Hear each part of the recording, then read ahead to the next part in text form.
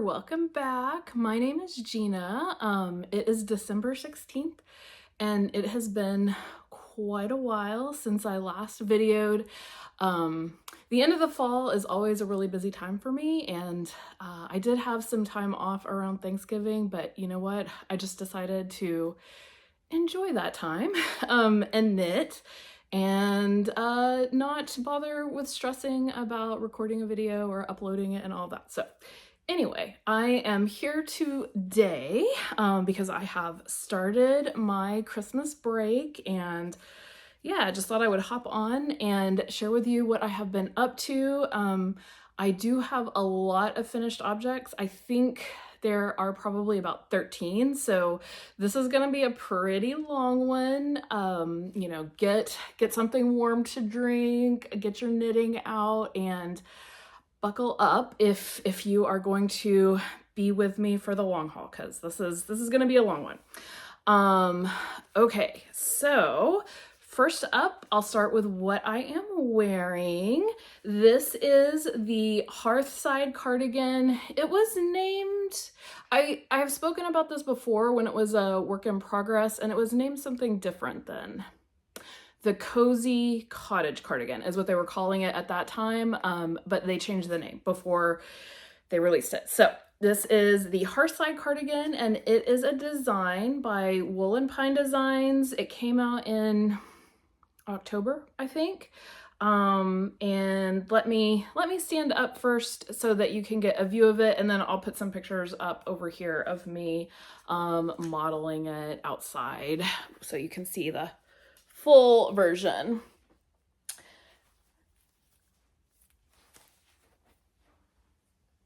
The back. I love my back. It's got these brioche arms and garter cuffs and garter stitch collar, a shawl collar. Let me see if I can scooch down so you guys can see. Hopefully you're able to see the back of it there, and it's got this garter stitch at the top. Okay, so let me tell you about this.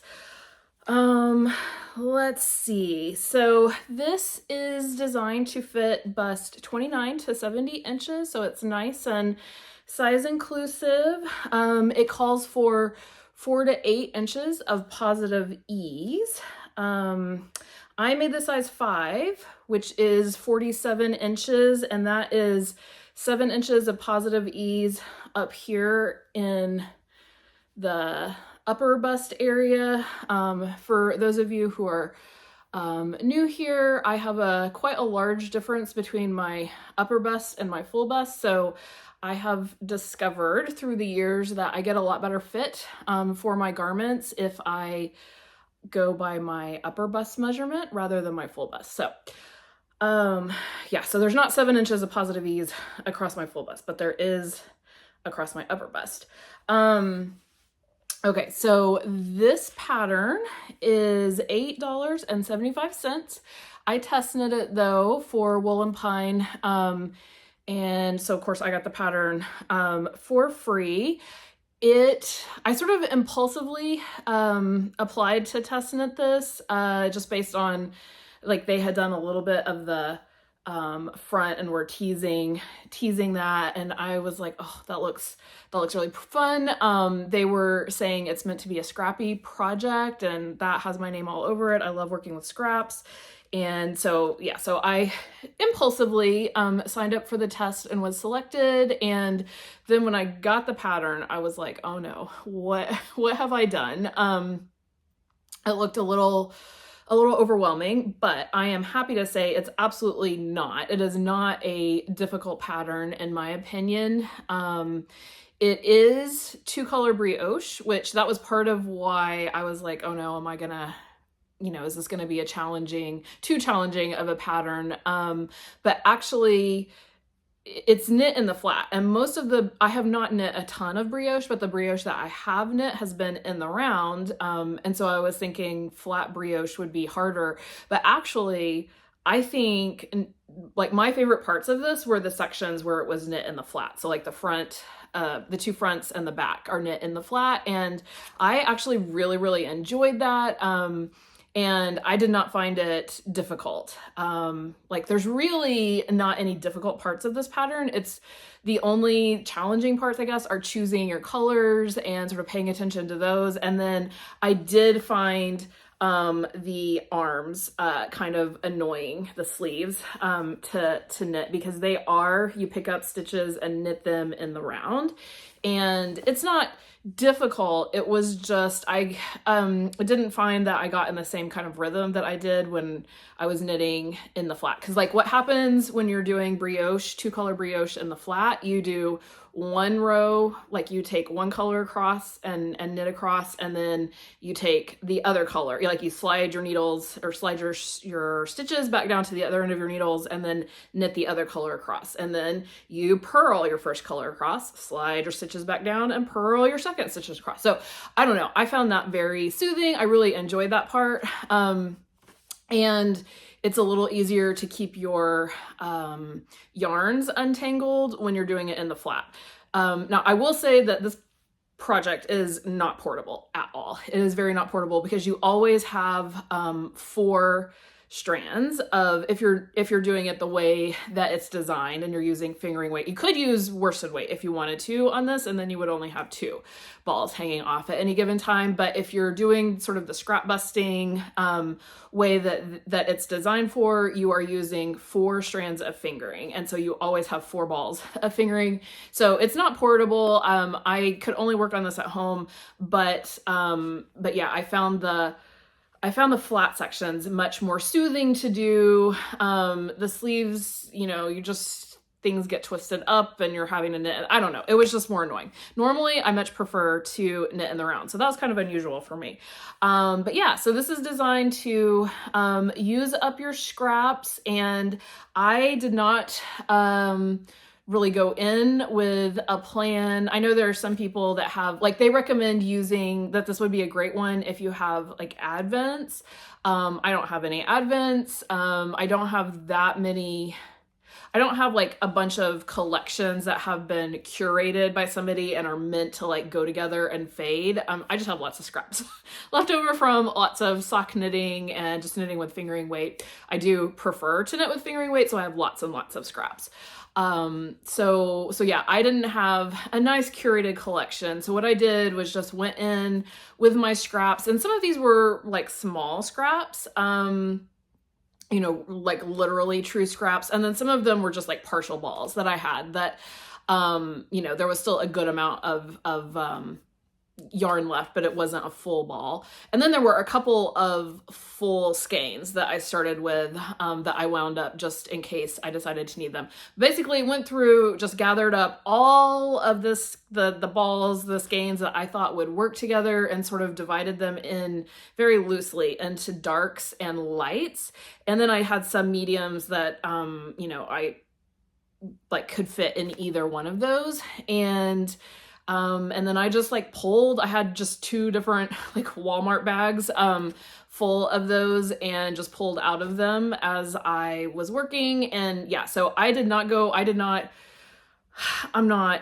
the kind of person who enjoys, a whole lot of planning. If you love to work with your colors and plan a whole bunch, then, you could like figure the whole thing out, how you wanted to organize it. But I really just, pulled some yarn out and started with it. And then I did try to kind of keep this of similar colorways going like in my 2 fronts, because I didn't want like this, like I started one side with this ball of it's some fingering, like it's the very light like yellow and pink sort of neons that you see in there. It's this really fun skein that I got from Spun Right Round. It was like a seconds, and I made a pair of socks in them. And actually, I don't love that yarn in the socks, but I love it in here. I think it's super fun in here. Anyway, so that one really shows up. So I tried to like get it on both of my fronts and then also on my back. So And then I tried, you know, like I was working with pinks and purples, I think up here. And so like I tried to do that towards the top. So, you know, I had like mild planning, I would say, but like the first side I did, I just went in with like no plan whatsoever, and then just sort of tried to mimic that on the others. And I keep pointing to my fronts, but I think you actually start with the back. Sorry, it's been a minute since I knit this. I was working on this in September.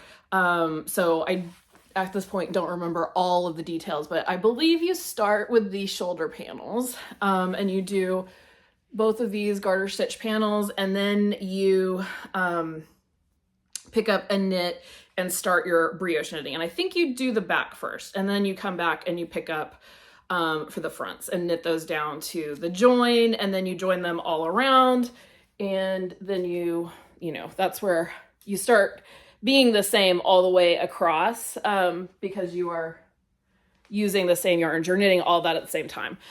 So I will say that, like, if you don't want your, the top portion to be all over the place, but your bottom portion, it's going to be the same. So you might want to kind of plan the top. But yeah, I think it worked out really well, even without doing a lot of planning. If you had a more cohesive palette to start with, like, I think you could make this look very sophisticated. I was calling mine kind of my crazy art teacher, Technicolor coat, and I love it. So I didn't know, you know, like I said, when I first started knitting on this, I was like, oh no, have I made a terrible mistake? But I have super enjoyed this, and I have this wild neon cowl shirt, and I think it actually matches like so well with that. I love it with that. So that's fun, because yeah, I always feel torn. You know, I have some non-knitted things that I like to get a chance to wear, but if it's cold enough that I'm wearing sleeves, I want to be wearing my knits that I actually made. So sometimes my non-knitted items don't get very much wear, but this is great because I can wear both of them together. So yeah. Yeah, I love this. And I think that the pattern seemed like it was doing pretty well when they released it. I hope that I see a lot more of these, because I think this is super fun. 100% would make this again. I don't know that I will make it again, just because there's so many things out there to knit, but I really enjoyed this. I had a great time knitting it. So highly, highly recommend. Okay, my next finished object is one that I don't have with me. He's actually put away with my Halloween decorations, and that is my Gnumpkin. So I had shown a finished or a work in progress version of him the last time I recorded. Gnumpkin was the Halloween, fall, whatever, mystery gnome knit along with Sarah Shira of Imagine Landscapes. And so I was just working on him the last time I had videoed, and he is completed. I'll hopefully have put a picture up here so that you can see him. I made him out of Knit Picks Hawthorne in some special like sock lab colors they had done, and then also just some tonals, and yeah, he came together really well. I will say, if I ever make this one again, I will, and definitely when I make the other one. So there's Gnumpkin, which is like the pumpkin-y one, and then there's Gnettle, and she is like a witch gnome. So when I go to make Gnettle, I am going to remember to move her front with the beard and stuff around so that it is not directly over. You put in like, there are purl sections, which is where you go in and you pull like a piece of yarn through those to tighten them up, and it creates the pumpkin creases. And I think that Gnumpkin looks a little bit like a butt, with the way that his beard is coming down. And I think it's really pronounced in like on the versions where his beard is a little bit shorter. And I think that this 100% could have been alleviated if his face and feet were just positioned so that they were like in the middle of one of the slices instead of like positioned, centered on top of a crease, because yeah, it just looks like a butt. And Gnettle, you might think would be better because she's not pumpkin colored, but actually I think it's even more pronounced on the Gnettle ones, and hers kind of looks like a pair of boobs. Like there's a beard over, you know, a pair of boobs. Now my husband looked at those and he saw male anatomy, so maybe we just see whatever it is that we're used to seeing in the mirror. But I a little like surprised that wasn't caught in the testing phase, because I definitely think that's a little thing that could have been done differently. And the reason people were positioning it there is because you actually put little purl stitches where your feet are supposed to go. So if you put your legs and feet on where they are supposed to go, then you end up with, yes, the beard centered right over the crease. So it wasn't just a bad design choice that people were making. Like that's definitely where you're supposed to put it. So I don't know, if I make it again, I will put it that way. And I think I put notes on my Ravelry page in case anybody else is ever looking at that and going, what's going on? Yeah, that key is put away with my other Halloween stuff. All right, so next up we have the Gecko Mitts from Maya Tinks. And I guess I can put these on to show you. These are fingerless mitts, and they have this really pretty little thumb design, and you can see it. Oh, it's up here on the side, and then it goes down there. And that's just done with the increases and decreases that are used to create the thumb gusset. And I think they're so pretty. And this pair is half brioche, and it's super, super squishy. And yeah, I just really loved making these. I think they're super comfy to wear. And I highly, highly recommend this pattern. I have another pair of them here. This is the same pattern, but it's the ribbed version. Let me put it on just so I can stretch that out and show you. So this one's just ribbing, it's not brioche.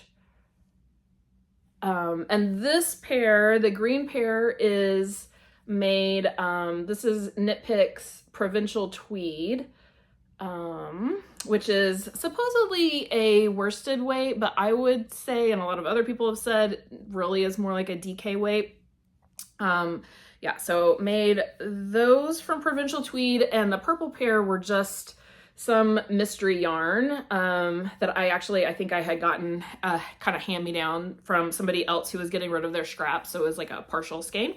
And I used up a lot of that, and both of these are going to be donated to a day shelter for folks who are unhoused in my city. So they're sort of in that pile to take over there. And yeah, the Gecko Mitts just released a couple of weeks ago, like I said, from the designer Maya Tink. I think she's Swiss, and the pattern is $5.91 in US dollars. I think it's sold in Swiss francs. Is that what they use there? Are they in the EU? I don't know. Anyway, I don't think it was in euros though. So, but anyway, $5.91 in USD. Like I said, I think I said I was test knitting those for Maya.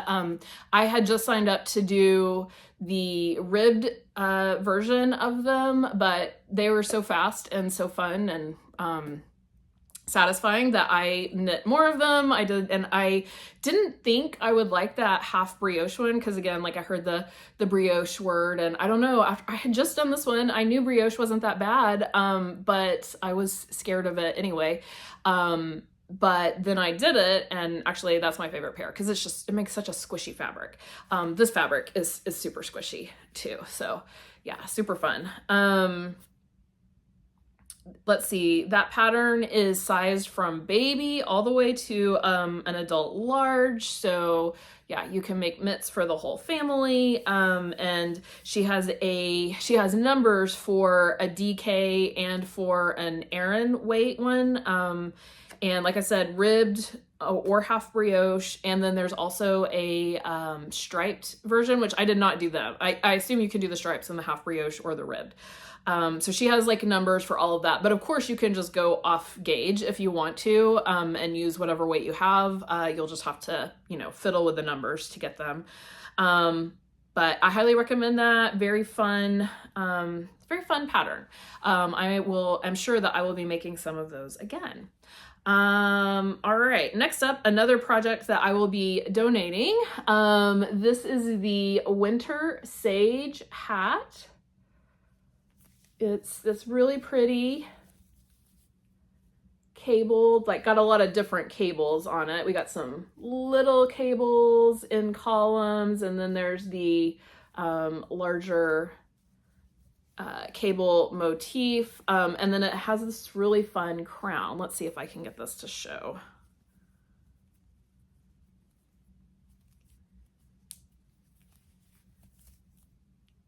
I can't see my viewfinder there, so hopefully that is showing. Yeah, this is a really fun little hat from Brianna Arlene. So I am recording this on December the 16th, and it actually just released this morning. This hat did, and I tested this back in October, so I am mildly fuzzy on the details here. I do know that I don't think I made the largest size. I think I made the second to largest size. This is designed for DK weight yarn. It fits head circumference from 16 to 22.75 inches. And it is meant to have 10 to 15 inches of negative ease. It is a close fitting beanie. Oh, should I put it on? My hair will be probably not go back to. Hats are so hard to model and take pictures of. I hate taking pictures of hats. I can never do them well. Yeah, so I used a mystery skein of DK weight yarn. I only used 63 grams. Like you can see, it's meant to be a really close fitting beanie. It's not slouchy. There's not extra up here. I don't think you would want that actually, because the really pretty crown detail like wouldn't show if it were not stretched. And I did this as a break in the middle of these sweaters that I was knitting, and it was wonderful for that. I think I finished this in like one day, maybe 1.5 days or something. I mean, it was not a long knit at all. And it is kind of unusual in that you actually start at the top and then knit down, which was kind of nice. I mean, I will not say that I enjoyed starting at the top. Like there was a pinhole cast on or something that you do. Yeah, I wish I suspect this is not showing, but it's really pretty. The crown detail. I really got to work this again in a light colored and plain yarn so that all of the details will show, because obviously this was not a fantastic choice for this, but I just wanted to use up this mystery skein, get it out. And I also thought that this was a little more unisex since I was planning to donate it than a lighter color would have been necessarily. So yeah, so this was really fun. I highly recommend it. I guess this pattern is like the cabling pattern is based on the first pattern that, oh, did I say that this is Brianna Arlene? I don't think I ever said that. Sorry. Yeah, Brianna Arlene. This is based, I think, on the first design that she ever released, the sweater design, and it's really pretty. Yeah, so like I said, just released today. I don't know how quickly I will get this up. So if you watch this right after I release it, possibly you can go check and there will be an introductory sale price going on it. But I'm actually, oh, I looked it up. She is selling it for $8. So that is the list price on that one. But I highly recommend it.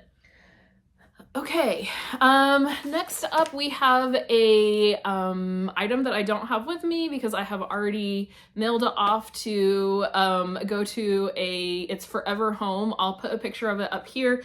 It is the Grid Gambit Cowl by Samantha Guerin. This pattern sells for $8. It calls for DK weight. It makes a one size cowl. You need 2 colors, and I just had seen a number of people make this one, like a number of YouTubers that I watch had made this one, and I'd seen lots of versions of them on Ravelry, and I thought it was really pretty. So yeah, I picked this up when she was having a sale, and I used leftover Pearl Soho Good Wool, which is like a DK-ish weight. And let's see, the color that I used was Wintergrass. Yeah, Wintergrass. And then I had a mystery skein that my mom had gotten me while she was thrifting that was kind of like, it reminds me a little bit of like a Zauberball. But I mean, I don't think that it is. Yeah, but it's like a barber pole kind of marled yarn, and I didn't get a ton of color changing in the part that I was using for the cowl. Like, I really didn't use that much of the contrasting color. I definitely have enough of it to use it again for another one, and I do think that I will make another one of these. I don't know if I'm going to keep using the good wool just because I was kind of planning to use those leftovers for a garment that I kind of got in my queue, but I definitely would like to make that Grid Gambit cowl again. It was really, so it was my for a month there, just a pattern that I would pick up and work on here and there. I took it with me. I went to watch my son's band perform in the state championship and took it with me to that event, and actually couldn't take in, they didn't tell us this ahead of time, but it was a no bags place, except, you know, unless you had a clear bag. And so I had not come prepared for that. And so what I ended up doing was my kid had left his coat in the car, and it has, because it's a man's coat, and they get all the pockets, it had tons and tons of pockets all over. And so I had stuffed it full of everything that would normally be in my purse or in my knitting bag, and took that in with me. So I'll put a picture up here of me like with my yarn and stuff like coming out of the pocket where I had stuffed it. But I worked on that while I was at that, and then just here and there off and on. So it was actually on my needles for quite a while, from October 27th to November 30th. It absolutely does not take that long. That was just because I was not consistently working on it. It did take me a while to figure out the pattern. I'm not really sure why, because it's the same thing. Like, I mean, it is a, basically, I think it's a 12 row repeat, maybe a 14 row repeat, but it's very repetitive. Like I said, I don't know why it took me so long to like grasp what it was we were doing. And for some reason I was having a hard time reading. It's charted and written out, and I was having a hard time with the chart, which is kind of weird because normally I use charts. But I ended up following the written directions and just like marking them off every time I had a printout of it. And yeah, next time I make it, I expect that I will probably just use the chart. And I was really confused about how this was going to make a cowl, because yeah, the shape does not look like anything when you're making it. It just looks like some weird misshapen parallelogram or something. So anyway, but it all came together in the end, and it was very cute. And I just didn't think that I would probably actually wear this color. It's not a color that looks good right next to my face, this beige. So I put it up on my Facebook, and one of my friends wanted it, so I sent it off to her. Okay, and now I am going to make the first of 2 wardrobe changes to talk about my next work in progress. So I'll snap my fingers, and then when I'm back, I'll be in a new thing. All right, I am back in my next finished object. This is the Fernline Sweater by Joanna Ng. And I guess I will stand up now and give you some closer up views. It's got a ton of different stitches. So we've got moss stitch, we've got eyelets, we've got this really pretty lace pattern, and we've got broken rib, and then this is, she called this the, oh wait, I skipped one here. This little section here is called the granite stitch. It's kind of almost a little eyelet-y, but it's not eyelets. And then the wild oats, and then more moss stitch. And we've got most of that. We don't have the wild oats on the sleeve, so we had to leave some of that out. Yeah, let me turn around.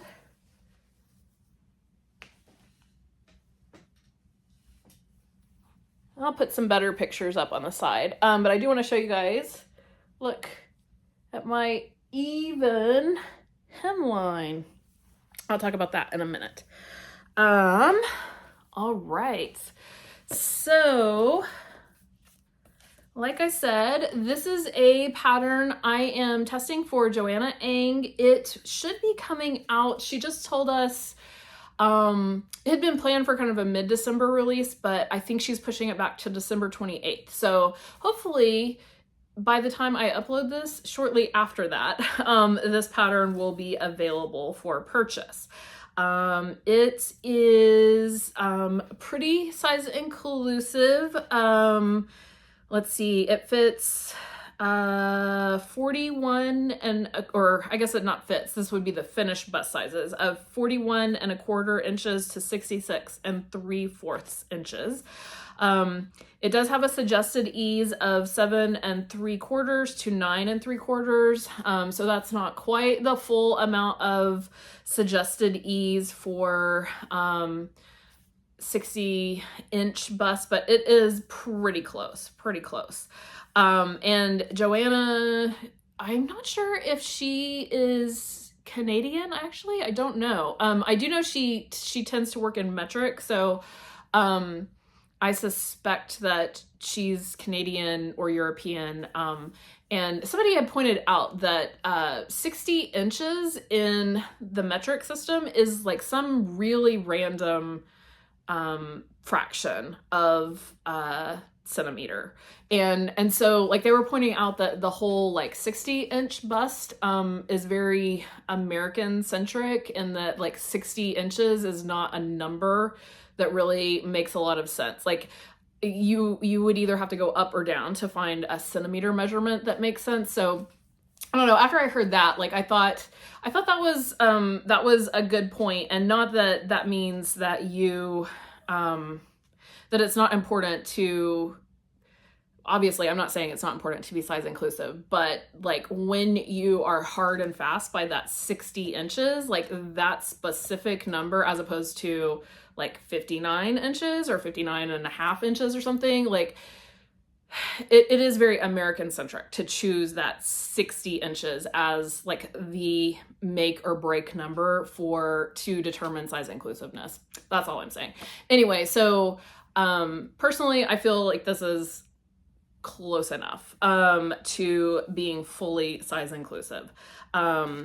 Yeah, so I knit the size 4, which is the 49.5 inch size.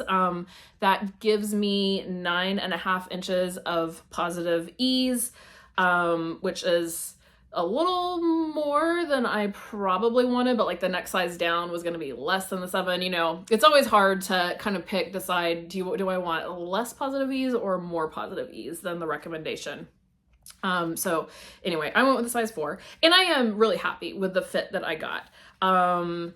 Joanna's pattern, so the Fernline is extremely detailed. I have found all of her patterns to be that way.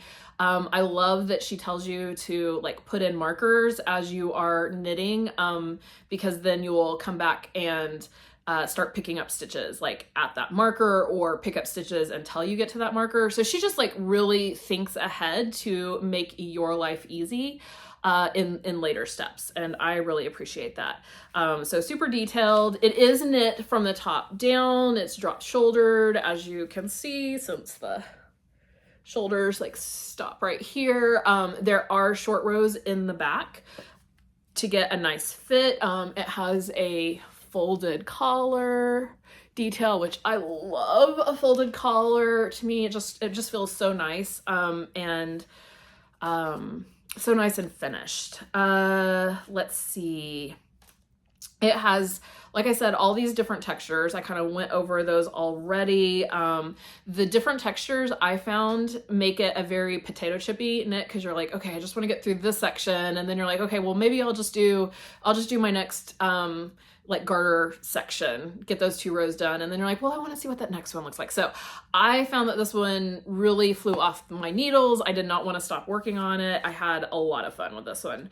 I did do a modification, which I already kind of mentioned or hinted at when I pointed out that my hem is very even, and that is because I added a big section of bust row shaping here. So let me see if you can see my line there where I've added that. If you look at the back, obviously it's a much shorter section, and hopefully I did get permission from Joanna, so I know that she was okay with it, but hopefully she doesn't mind that the proportion of my moss, or not my moss stitch, my broken rib section is quite different to the original. Personally, like, I like the way it looks in the original, but the problem, you know, if you have a large bust, is that what would happen to me without that extra like 2 inches that I put in there is that I would, my final product would be doing this. It would be pulling up in the front, so it's going to be a lot shorter in the front than it is in the back. And I just hate having to deal with that. It's so annoying, because what I end up doing is like having to knit the whole thing much longer. So then it goes like almost, you know, this is a pretty long sweater. It would have been under my butt if I had knit it long enough so that it wasn't going to be like crop top in the front. And yeah, so this is just a much better solution for me. And I highly recommend learning how to do those short rows to add your own bust shaping if a pattern doesn't have it. A lot of patterns now are starting to add those options, or at least some designers are. I shouldn't say a lot of them, but there are some designers who are really being thoughtful about designing for different people's bodies, and that is super helpful.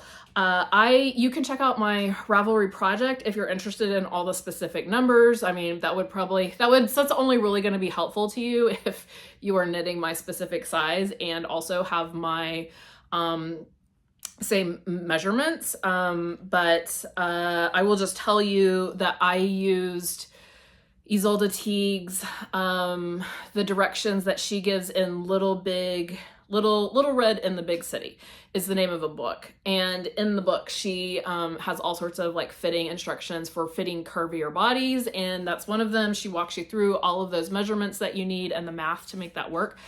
I highly recommend that. Yeah, so let's see. So a little story about this. I did not check the yardage that I had of this yarn ahead of time. So what I will do, because I am all about trying to knit inexpensively, is I will buy sweater quantities when there's a really good deal on yarn. So this yarn is Knit Picks Wool of the Andes Sport, which I don't even know how long ago I bought this. I bought it in one of their big sales that they have every November. And I'm sure that I bought it depending on how long ago it was, it could have been $1 a ball. Or if it was from one of the last couple of big sales, it was probably $2 a ball. But I bought 20 balls of this. Is that right? Now I'm questioning myself. They come in packs of 10. So maybe I just bought 10. I bought a single pack of 10 of it. And I bought that much and was like, okay, that's a sweater quantity. And it would be a sweater quantity in some sweaters. But it wasn't, as it turned out, not a sweater quantity for this particular sweater. I don't know, like I just did not even check the yardage that was called for in the pattern before I was like, oh, this will be perfect. It's this really pretty color that is light enough that it will show all the patterning, but also still be color. Yeah, so this is, like I said, Wool of the Andes Sport, and the color is Haze Heather, and it's really pretty. Like, I don't know that it's gonna show up here well enough, but it's just a very pretty heathered lavender yarn. I really like this color. So I was like 3/4 of the way through the body, and you know, if I hadn't added these short rows here, I probably would have been fine with what I had. But because I had added those short rows, and I believe I lengthened my arms a little bit because I have really long arms, it was not going to be enough, or I was afraid it was not going to be enough, and it would not have been enough. And so I was like, well, I guess I will get on Knit Picks and get another ball or two of this yarn. So I go on there and look, and lo and behold, they do not have this color anymore in the Sport. And somebody on the Knit Picks lovers board on Ravelry said that she had run out of some Sport one time, and that she found that she was able to substitute in the worsted weight just fine. And they do still have this color in the worsted Wool of the Andes. And so I got 2 balls of that, but then I wasn't sure. I was worried because, like I said, I don't even know how many years ago I bought this. And so I was worried that the dye lots, I mean, obviously the dye lots are not gonna be the same because it's not the same yarn weight. But I was worried that the color, might be really different. And so I got 2 balls of the Wool of the Andes worsted, and then they also have this color in Palette, which is pretty much the same yarn, just in a different weight as the Wool of the Andes. And so, and the twist is a little bit different, I think, but, yeah, so I threw in a ball of the Palette as well, just to see, because I was like, if, the color's way off in the worsted, then I can do the, I can try the Palette held double or something. And both of those colors actually looked really good, like very close to the this, but the worsted ended up being fine. So I waited. I had so many parts on hold in this, but I did my hem in the worsted, and I can't tell. I don't think anybody could tell that was a completely different yarn. I did, there was definitely a weight difference between the worsted and the Sport. And so I just did a decrease on my last plain round of the body. I decreased every 12 stitches, which was vibes. I did not do any real math there. I was just, took a guess and decreased by 12 stitches, and then, yeah, knit with the recommended needles. So I think I went all the way down. So, to the needle size that is recommended for the Sport weight. And I feel like it was fine. I think Joanna was surprised when I posted it. She's like, oh, you can't even tell. Like, yep, I don't think anybody would be able to tell. So that worked out really well. So yeah, I had left my body stitches on hold, and I had knit my sleeve stitches all the way down and then left them on hold because I wanted to, see how things went. So then I knit the body hem with my worsted weight, and then I came back with my Sport weight, and I was able to get my I was able to get them out of this. And I think I left one sleeve on hold still. No, I know what it was. I left both of them on hold with yarn still attached to them, I believe, because I was worried my sleeves might not be long enough, and I wanted to block it and see how it was, because I hate picking out sewn bind off, and I was like, what's going to happen is if my sleeves are too short and I've already put on the sewn bind off, I will just always have too short of sleeves. And so of course, because I took the time to do that, the sleeves were plenty long and I was able to just go ahead and bind off as it was. But I'm trying to be better. I'm trying to work with against myself, knowing that I am lazy and will not do what I should do. And so yeah, I was trying to check ahead of time and make sure that that was going to be long enough. So yeah. I used 1,350 yards of the Sport. I had a little nugget of it left over, and I used 82 yards of the worsted weight. So not sure what that totals up to. I guess a little over 1,400 yards. So yeah, I highly recommend it. Like I said, it's super detailed. She does have you, like, it calls for 3 different needle sizes, because you have one size for, you know, your finishings, and then most of the body is knit in one size. I don't want to say what size it is because I just don't remember. I didn't write that down. Probably like 6s, 5 US 5s or 6s, and then she calls for 1 needle size up from your main needle size for the granite stitches, which, let's see, this is the granite stitch right there. And it's just, I think that the rationale for that is because it's a twisted stitch section, and so it could result in that row being a lot tighter than everything else if you stay in the same needle size, which I really appreciated, because I have one top that I've talked about before, I think it's called Why Not sweater pullover. It's a Rachel Ilsley pattern, which is beautiful, but whenever I wear it, it drives me bonkers, like, throughout the day, because I can feel the different, like, some rows are a lot tighter than others, because, like, they're just these, you're making these knotted kind of stitches, and I wonder if changing the needle sizes would have helped prevent some of that. So I really appreciate it. Was a little fiddly to have to, like, remember to change those needles, but it's worth it if it makes it feel better and fit better, I think. So yeah, like I said, this one will be releasing around December the 28th. You should definitely check it out. It is a great pattern. All right.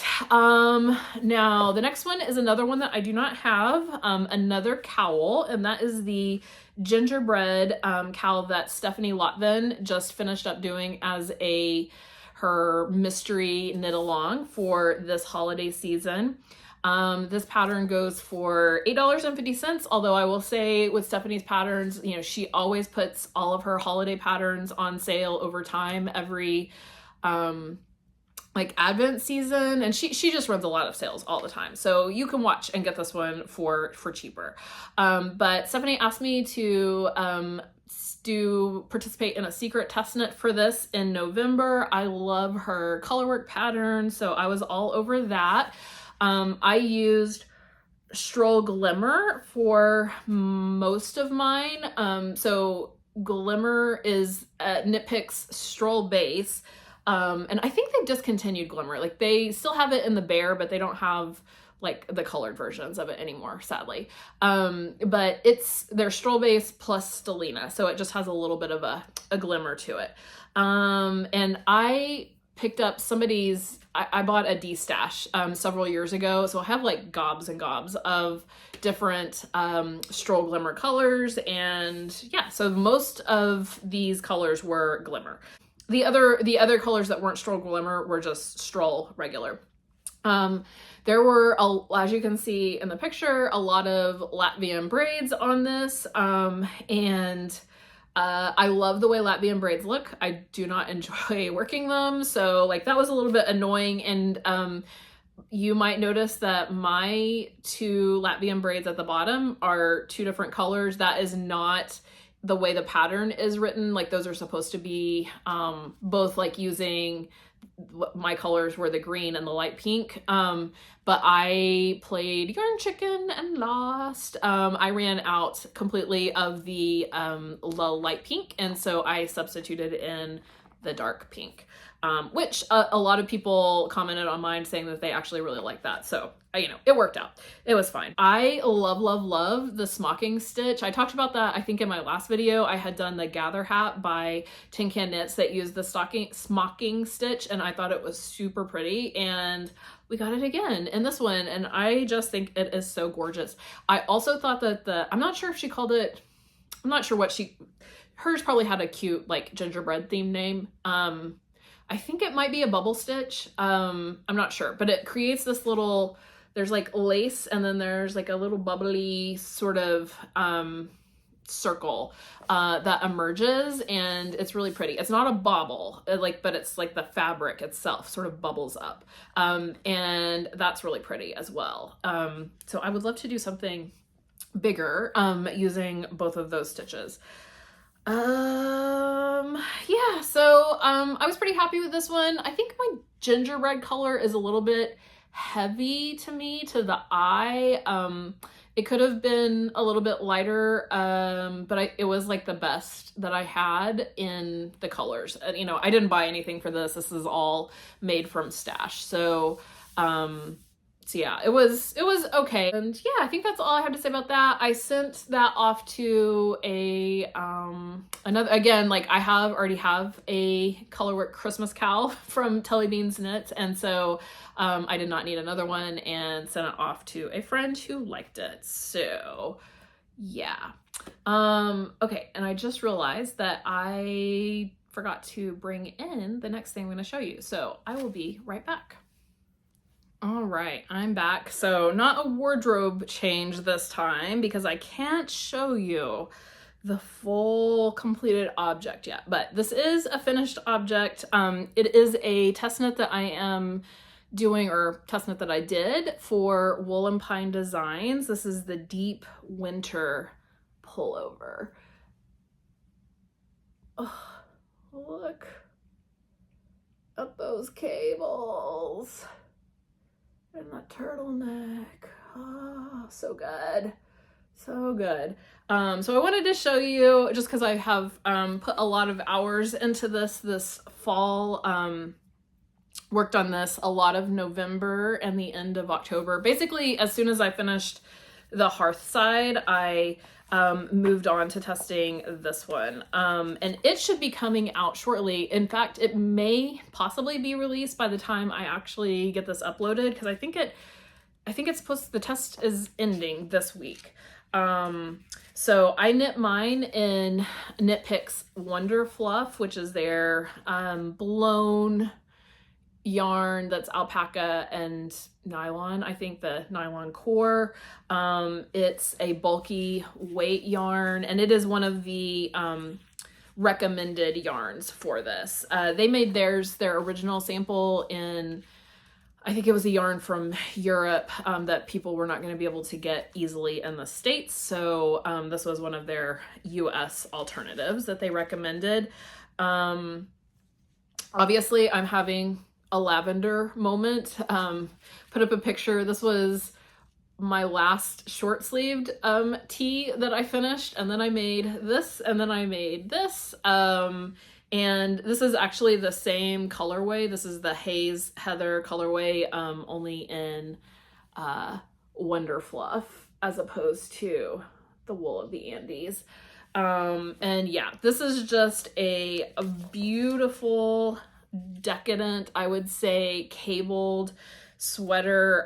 It is so warm and comfy. I have already worn mine several times. Once the weather turned cold, this is just the perfect thing for pulling on when it's cold. It's got this turtleneck, yeah, it's so good. I can't wait to show you the full thing. So that one will be coming whenever I do my next video. I will be showing this one off one way or the other. And I'll give you all the details on it then, but just wanted to show it. Okay, and then speaking of Wool and Pines, so they released this hat, the Bindle Hat. I'll tell you some details in just a second.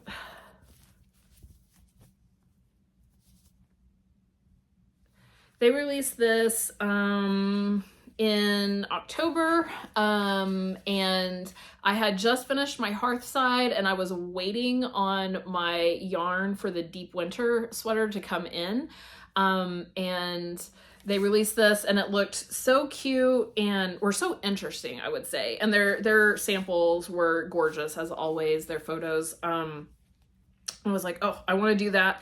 And it's a scrappy project. It's meant to use up scraps, and I was like, it's perfect because I still have all of the gobs and gobs of fingering dragged out from my Hearthside cardigan. And so I was like, you know, this is perfect. So they had it on sale. The pattern was on sale for $3.50 the week that it released. And so I picked that up and I cast it on, I think the day that I bought it, the day that it came out, and which was in October, and then it sat for like nearly a month. I mean, I knit most of it that weekend, but this is a hat that is very interesting. I'm not mad that I bought it or mad that I knit it, but I will probably never knit it again. It was not a fun experience for me. And it's totally not the pattern's fault. This is like they tell you right up front that this entire thing is Latvian braids. So all of these columns are Latvian braids, and you knit it like flat and side to side. Sorry, I'm doing a terrible job of showing this. And let me show you the inside because it looks really, really interesting.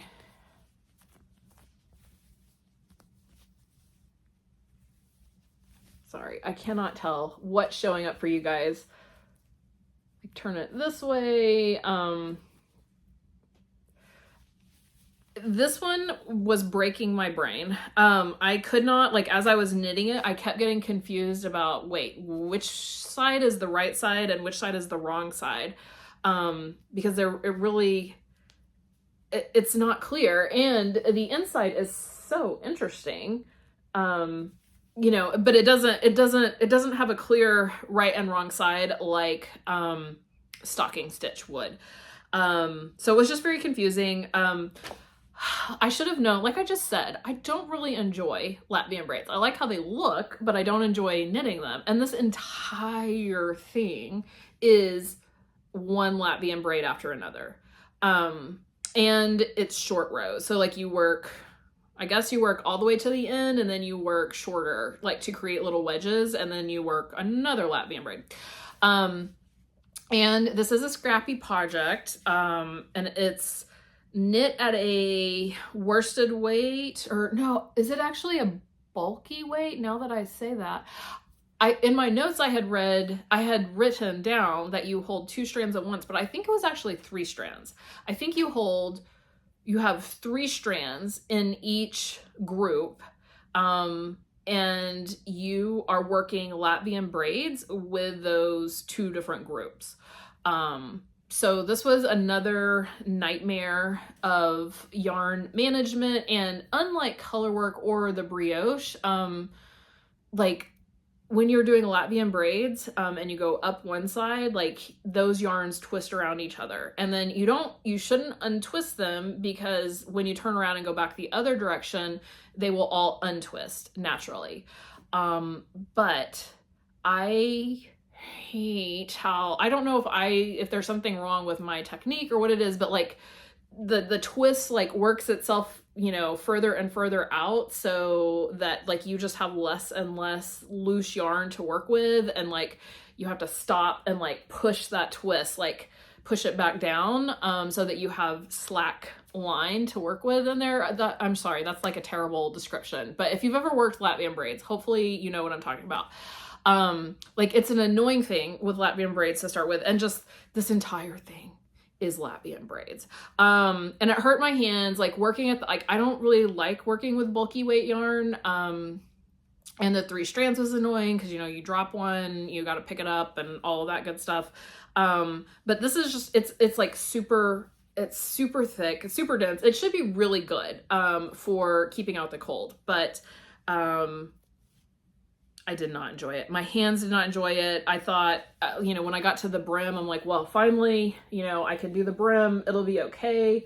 But you are still holding, I think, all of the yarns strands together at once. And you go down to like a size 7 needle with bulky weight yarn. And so I found that very unpleasant. Like the ribbing on this took me, you know, a week just because I could only do like a round or 2 before it started hurting my arms. So yeah, did not enjoy this. I'll put it on for you. I made the size large, whatever the largest size was. And I think I added a little to it because I was afraid it was looking not big enough, and it is not stretchy. It is not a stretchy fabric, because again, it is all Latvian braids. So I think it is beautiful. I think it is a great stash buster as advertised, if you don't mind Latvian braids. Now I will say this is entirely my fault, but can you see that line there? I did the 3 needle bind off on the wrong side. So like I said, I was having trouble even until the very end of this, like remembering which side is the right side and which side is the wrong side. And they tell you plainly how to hold the fabric, like what should be facing what. And I started doing it wrong. I ripped it out, started doing it correctly, decided that was actually wrong, and then ripped it out again and started doing it wrong again. So I did wrong, right, wrong. And I didn't go all the way down. I just did a few stitches. And then when I finally realized like, oh no, this is the right side and I am getting a big ridge. I don't know if it's really showing up there, a big ridge on the outside. By the time I realized that, like I was, you know, like halfway down the hat or something. And I was like, I'm not done. I'm not going to care about this. I am just going to leave it. And the person who wears it will know that that is the back of their hat. I mean, I don't think anybody's going to be too fussed about it. It's actually going to be more comfortable to wear because that's not going to be on the inside, rubbing against your head. But this is another one that I am going to be donating. And so hopefully it will be great for keeping the wind off of somebody's head. So yeah, really interesting pattern. I'm glad I did it just to see how it was done, because I really enjoy interesting constructions, but I will never make one again. Okay, I have my final wardrobe change now. I'll be back. All right, this is my last one. So this was a work in progress that was on my needles for a good 6 months, I think, or so, maybe 5 months. I cast it on July 22nd, according to my notes, and I finished it November 26th. I finished it just in time for the Thanksgiving break, and I got lots of wear at it. So this is my loungy raglan, what I have been calling my loungy raglan. It is a very heavily modified zipper sweater light by Petite Knit. I bought that pattern last year and I made the actual like regular version of it. The pattern cost $8.21, and mostly I was just using it for the numbers because I got this Bubbly Boucle from Knit Picks, and I knew I wanted to make a sweatshirty type fabric, or type sweater with it. And the zipper sweater light was already in my library and was the right weight or so. I think that this was, I think the Bubbly Boucle is classified as a sport, and the zipper sweater light is for DK, but I think it's totally fine. So I'll stand up so you can see. I mean, there's not a lot to see on it, obviously. I have all of my little hems, have the purple. And it's just really big and oversized and very comfy. So the zipper sweater light, you know, everybody knows this pattern, right? Whether you like petite knit or not, like I'm sure that you have seen this a million times. The pattern goes from 42¼ inches to 63½ inches, and it recommends 7 3/4 positive ease.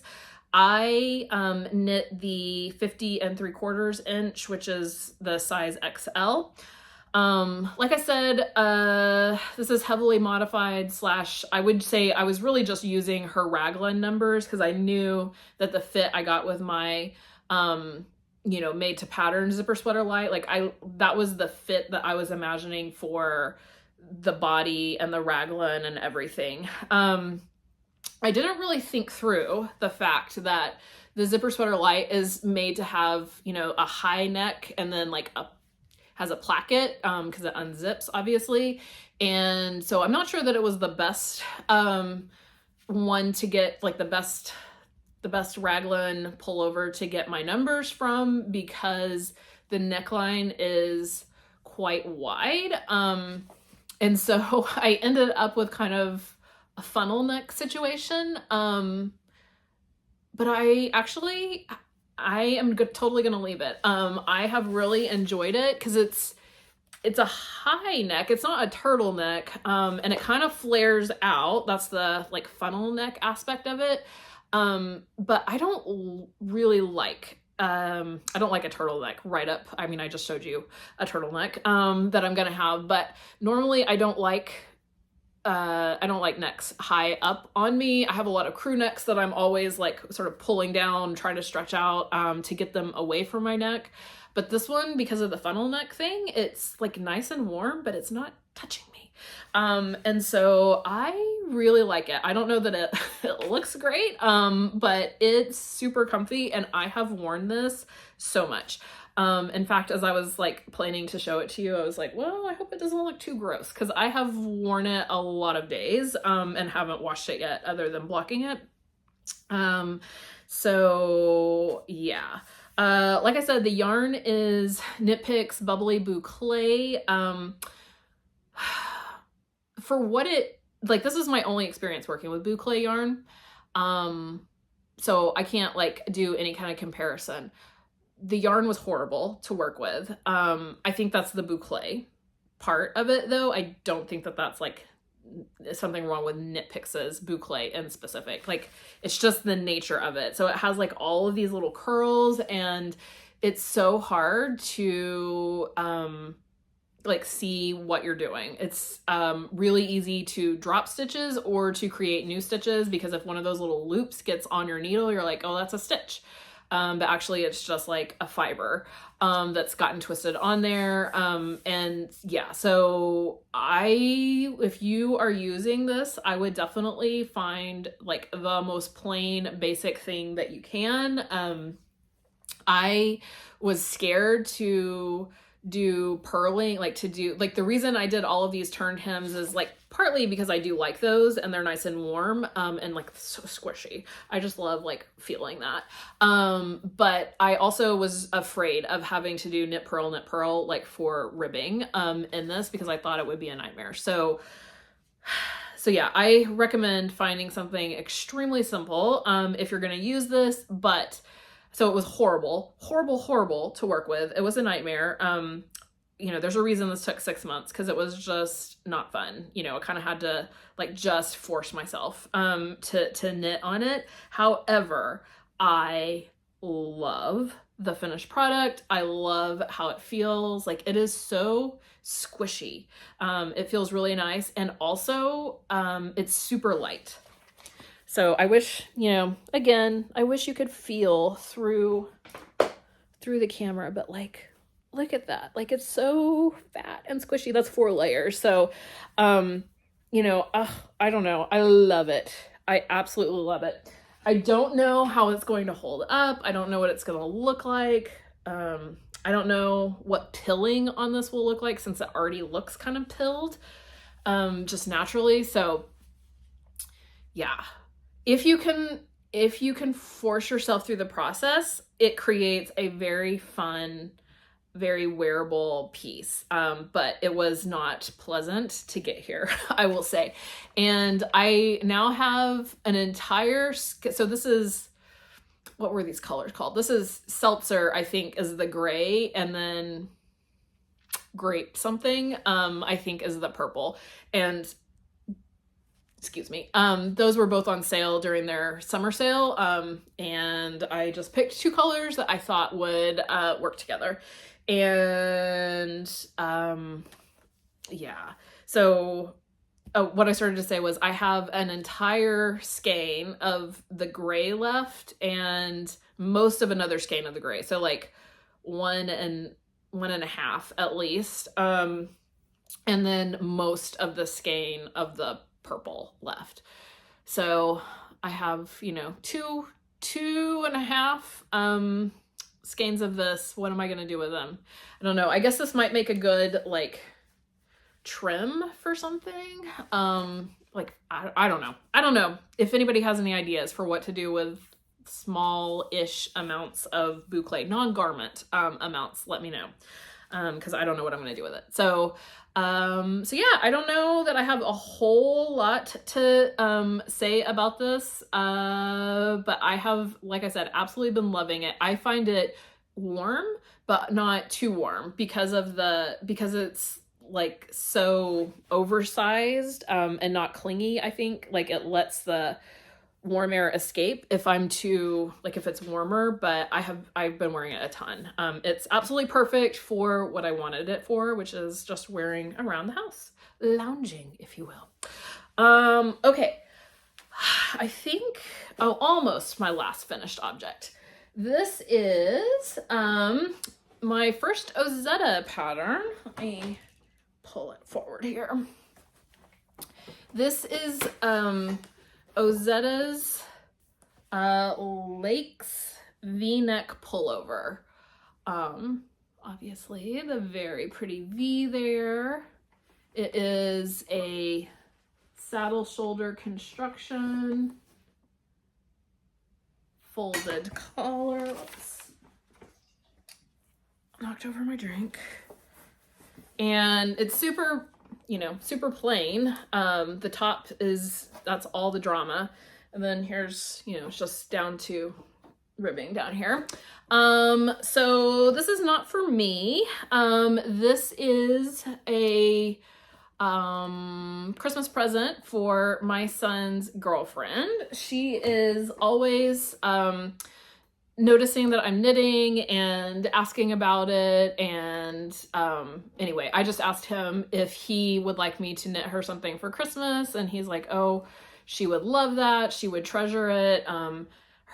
She's crafty, and her mom does handiwork, so you know, he thought that she would really appreciate that. So when I was at Thanksgiving with my nieces, we were looking at some patterns together, and this was one of the ones that they had selected as a possibility. And so I bought the pattern, and let's see, I was not sure, you know, what her feelings were about wool, whether she had any sensitivities. I also didn't know like whether she would be able to, you know, take care of a garment that wasn't easy wash. And I didn't want to have to buy anything. And so I just went into my stash, and I had a sweater's quantity of this Knit Picks Brava in Dove Heather, and so I got that out.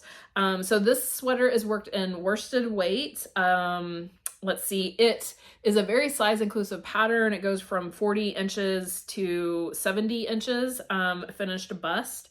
Let's see, I made the 40 inch, so it goes so much faster when you're making a tiny sweater for a tiny person. I made the extra small because she is a little bitty thing. It was funny because she, you know, my kid didn't know, and I don't know, like, you know, what size, you can't really ask somebody what size they wear. And so we were trying to figure out like what size I should make. And he's like, well, she steals all of my clothes. So I decided to use him as my fit model. So I measured him and I was like, she's probably a little bit, you know, a little bit smaller than him, definitely smaller through the shoulders, I think, than he is. And so I, you know, measured him and looked at the measurements on there and decided to go with the extra small. So don't know for sure that this is going to fit her, but I'm hoping that even if it doesn't have the 10 inches of positive ease, at least it will have enough to make it okay. Yeah, I enjoyed working on this. Like I said, all of the interesting parts are at the top. That V is super pretty. And I could definitely see making another one of these for myself. Yeah, when I have some spare time. So let's see, how do you start? I think you start with the saddle and probably knit one front down, and at some point in there you do the back.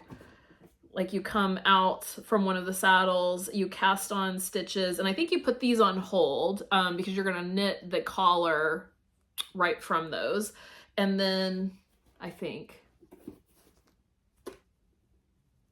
pretty sure you leave those on hold. And then you pick up and you knit your back down, knit your fronts down, and you are doing the shaping for the V-neck, and then you also do some shaping towards the bottom for your underarms, and then you join and just knit.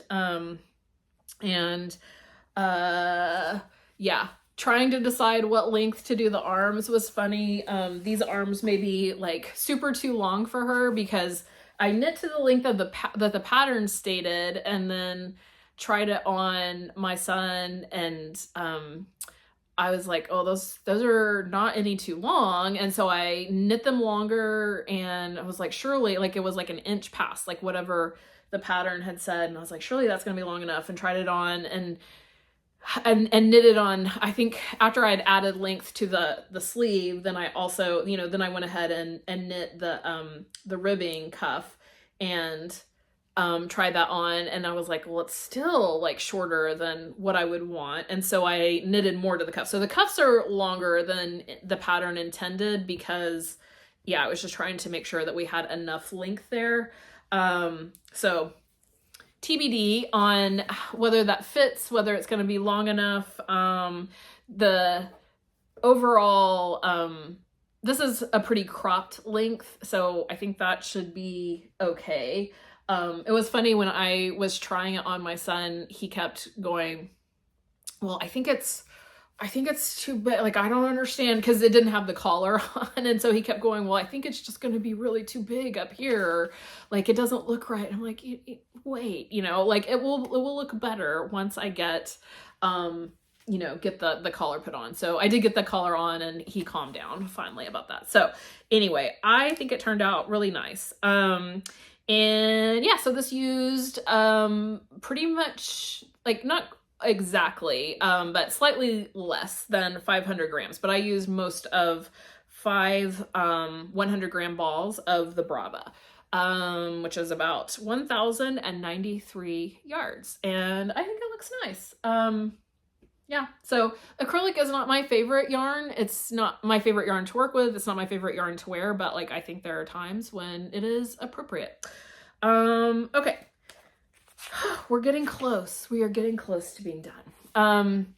Okay, Next up is Gnoel Gnome.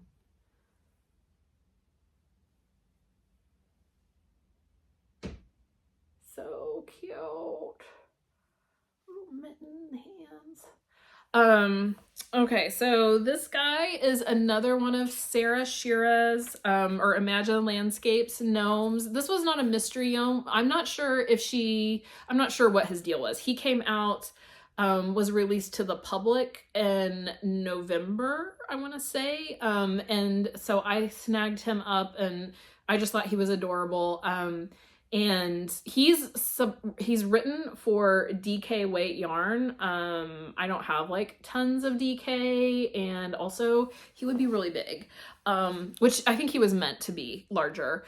He would be really big in DK yarn, and I didn't necessarily want that. And so I just knit him out of Knit Picks palette, which is a fingering weight yarn. You could hold fingering double, I guess, if you wanted to do the DK thing. And I'm so happy with how he came out. I think he is super cute. I pretty much, like, I loved the sample that Sarah had, and I wanted, you know, as similar to that as I could. So I just got into my palette stash and put colors together until I found 3 greens that I thought were pretty similar to what she had, and I'm so happy. I love him.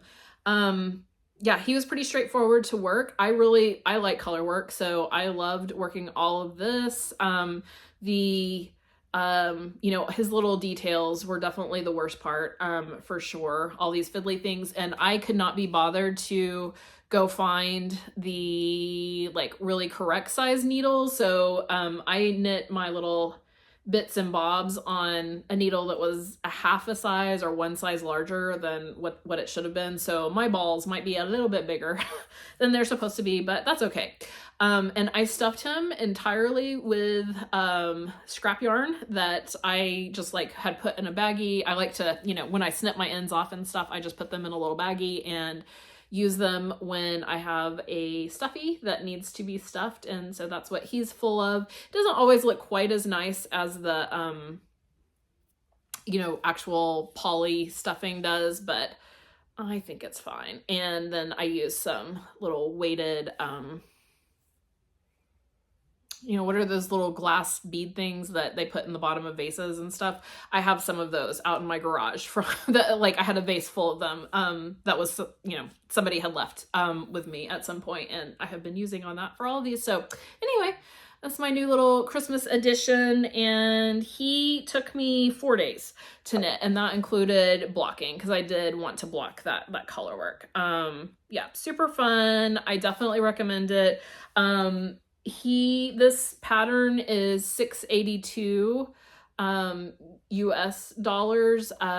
If you like Sarah's gnomes and other little creatures, I highly recommend getting on her newsletter because she always sends out great coupons when something is first released. So like usually you can get them, I want to say 40% off when they first come out. So I did not pay that much for him. But he's super fun. Makes a great addition to my mantle, something that the cats won't break. And he is getting entered, or already has been entered, into the indie gift along, which is like a fun thing on Ravelry. If you guys don't know about that, you just like join a group and they have tons of indie designers on there who are participating, and if you knit one of their patterns and enter it during the time of the gift along, you are entered to win prizes. So it's fun and a great way to learn about indie designers that you may not have come across before. Okay, I'll just throw a quick picture up here. I test knitted Stephanie Lotvin's Smallidays pattern, which is really cute.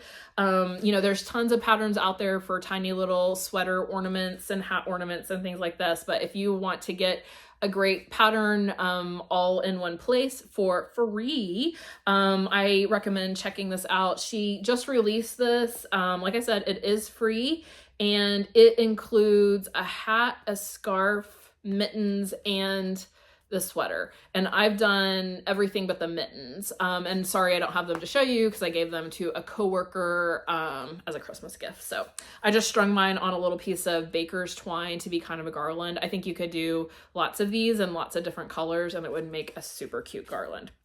Okay, and finally, we're ready for whips. Oh, sorry, I just realized I actually have 2 more finished objects. So my nephew and niece got a LaBuBu, and I do not have one, so I'm trying to knit without having one of those in front of me, but here is a little hat for their LaBuBu, hopefully. They were super into the Sarah Shira's gnomes for a while, and so I was like making those gnomes and then giving them away to them.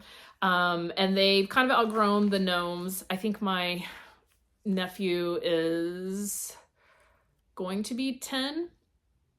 Yeah, I think he'll be 10 next year. So yeah, so he's getting a little old for those toys, but they my sister sent me a picture. They took the gnome clothes off of the gnomes and they were dressing the LaBuBu in it. And I'm like, well, would they like some LaBuBu sized clothes? Because the gnome clothes were not quite the right size. And she's like, probably. So I knit a little hat. There was a pattern for this on Ravelry. And then there were a couple of sweater patterns, but the free ones were all cardigans and like what weren't quite what I wanted. So I just kind of made this one up based on another sweater that I had that was like from Claire Garland Pebbles, one of the sweaters that's meant to fit the frog that I had made before for a little stuffed penguin. Anyway, and I just added stitches, and anyway, I have no idea if this will actually fit it or not. I need to like take it by their house and see. But yeah, so hopefully this will be a little outfit for their LaBuBu.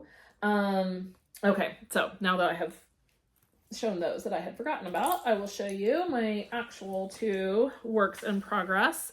So the first one is the Forester Henley, which is a pattern by Alicia Plummer, which I picked up when she was having a sale not too long ago. And I mean, it's kind of in a position where there's not a lot. It's just a big purple blob right now. So it has been a lot of stockinette knitting, and I am to the point where we have split, and now we'll be knitting the fronts and the back separately. This is a Henley. It has like a kind of a welt right here, I think, and then goes up and there's like a placket. I'll put a picture up here so you can kind of see what we're going for, but this is going to be for my husband. I am making the size 53, which is the size F for him. It goes from sizes 33 to 81 inches, so very size inclusive. This pattern costs $9. Like I said, I got it on sale when she was doing like a half price thing, I think. And it is worsted weight. I am using Knit Picks Wool of the Andes in Amethyst Heather. Like I said earlier, I like to buy sweater quantities from Knit Picks when they have their big sale, and so this is one of those husband size sweater quantities that I had bought in the past, where it was like, okay, his favorite color is purple. This one's on sale, so I probably paid $2 a piece and got 20 of those, so this will be like a $40 sweater, which is like really good for his size in a 100% wool. I cast this on November 28th. I think, yeah, it was during Thanksgiving break and we were watching Stranger Things. So yeah, got this going and have knit through several balls of my yarn at this point, and hopefully I will work on it a little bit more now that it's going to be split in the top and back, and so it'll be slightly more interesting than just, 300 stitches in the round or whatever it is. Yeah, so that is that. And then my other one, which I just cast on, is the Calm Down Cardi by Lily Kate France. So I am knitting this up in Provincial Tweed from Knit Picks. I got this in their summer sale. This is the candy apple colorway. Since they first introduced Provincial Tweed several years ago, I have loved this colorway. It was always my favorite. And when they would have their Provincial Tweed on sale during the big sale, this was never a color that went on really good sale. And so I had never gotten any, but then they finally, during the summer sale, it was on super sale. And so I got it for, I don't remember what I paid for it now, but probably like $4 a skein or something. And I think it's so pretty. I think it's gonna look really nice on me. And I don't know if you remember from, I think I talked about this in my last video. I had that Provincial Tweed. I really want to use it because I'm trying to, you know, if something's my favorite thing, I actually want to use it instead of just putting it away, you know, and for the future and thinking I'll get to it someday. Like it's too special to use. Like I just need to do it. I need to seize the day and use it now. So yeah, I was hemming and hawing about what do I want to make with that. I was looking at a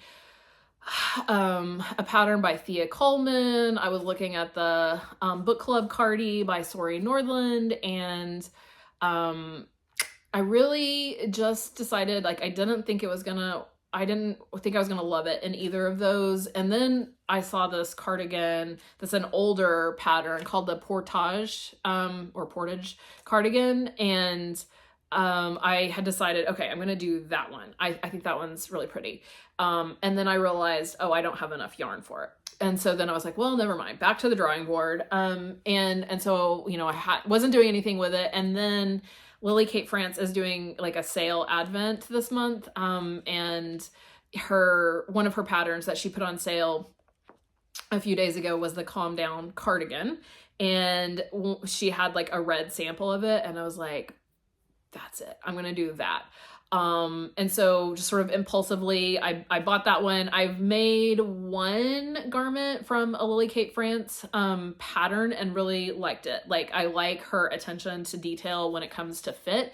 And I think she designs, she doesn't just design boxes, which is what a lot of the, you know, more popular designers at this moment do. And so I really appreciate that about her.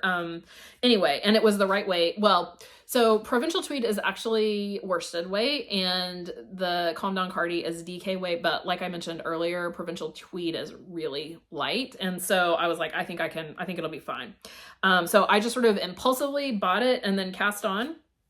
The Calm Down Cardi goes from 28 to 62 inches, with, and I think that's for your actual bust size. I don't think those are the like finished measurements, with 10 to 12 inches of positive ease. I'm making the size 4, which is 51.5 inches. And like I said, I'm using the Provincial Tweed in Candy Apple. Yeah, so like I said, kind of impetuous cast on, and after I was working on it, I looked at the yardage and realized, oh, I don't have enough yardage for this one either, just like the Portage Cardigan. And yeah, so I was like, well, you know, I can just buy, I'll put in an order later this month for Knit Picks anyway, and I can just throw in a skein of it then. And so I went and looked on Knit Picks' website, and the Provincial Tweed was actually, like, this color was low stock, and I think there were only 30 something skeins of it left. So I had a credit to use with Knit Picks and went ahead and just got a skein of that, and went ahead and made a purchase that I was not planning to make at that time. I was planning to make it later in the month, but I didn't want to miss out and have a 3-month wait before I would be able to finish this cardigan if it does use all of the yarn that it says it will. So yeah, so this is what I have so far. This it's a pretty plain cardigan, but it's going to be extremely oversized. Sorry. It's in that stage where it's kind of hard to show. So it's saddle shoulder, and the first thing you do is knit this front, and then it tells you to knit the other saddle. And when I was working on this, I apparently skipped a page because like the saddle pages look very similar. So, and you have to scroll annoyingly back because it's like, okay, work the second saddle the same way you did the first saddle. So I went up, scrolled up, worked the saddle, and then it says even the picking up stitches. And so then I was like, well, you know, I scrolled down to where it shows you picking up on the second saddle. So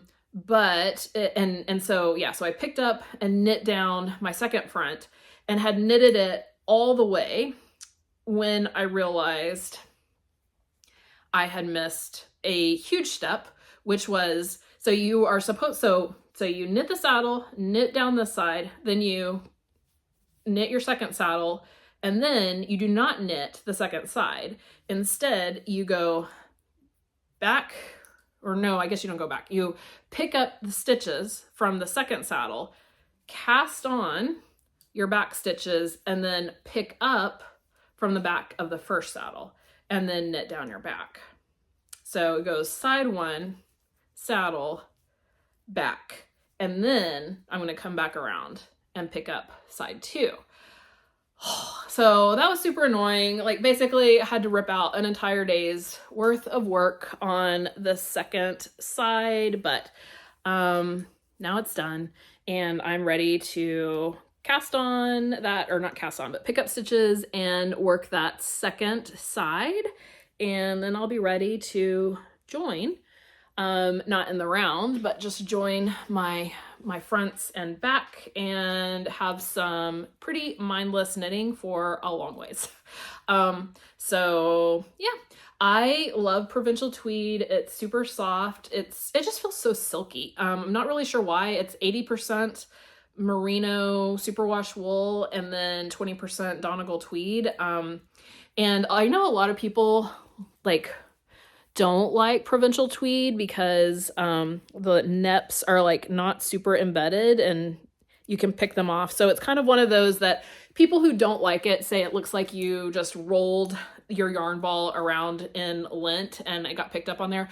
I like tweed though, and I like this. It gives it more interest in my opinion. Anyway, so I am really enjoying that aside from my little mess up. And yeah, well, hopefully, I hope I can have that finished. I should be able to have that finished by the end of my winter break. So that will be nice. And I'm also hoping to finish my husband's pullover by the end of my break. I don't think I'll have it done in time for Christmas, but in time for a break. I got yarn in Knit Picks big sale in November, woodland tweed, and like I said, I had been thinking about making Sorry Nordland's book club cardigan in the provincial tweed, and then when I got the woodland tweed, I was like, no, this is what I want to make the book club cardigan in. So I have that yarn all wound up, and I mean, I'm not 100% on, you know, the book club cardigan yet, because I don't have the pattern, and I'm kind of waiting. Sorry Nordland is doing a Christmas advent with pattern sale. So I'm hoping maybe she's going to offer the book club cardi at a discount at some point. And so I'm holding out for that, and hoping, and in the meantime, maybe I'll find something else that I want to use it on. But that woodland tweed is like very soft and cushy, and I think that it will look really good in the cables. So yeah, so I think that's probably coming up. Okay, so if you made it through this whole monster long episode, thank you so much for watching. I would love to hear what you have been working on as you watched this super long thing, and I'm hoping that I will be able to get on and make a couple more videos before my school year starts back up again and I start losing my mind and can't think about making videos. And then hopefully they wouldn't have to be a feature-length film long. So anyway, yeah, I hope you have been knitting on something that you love, and I will see you next time. Bye!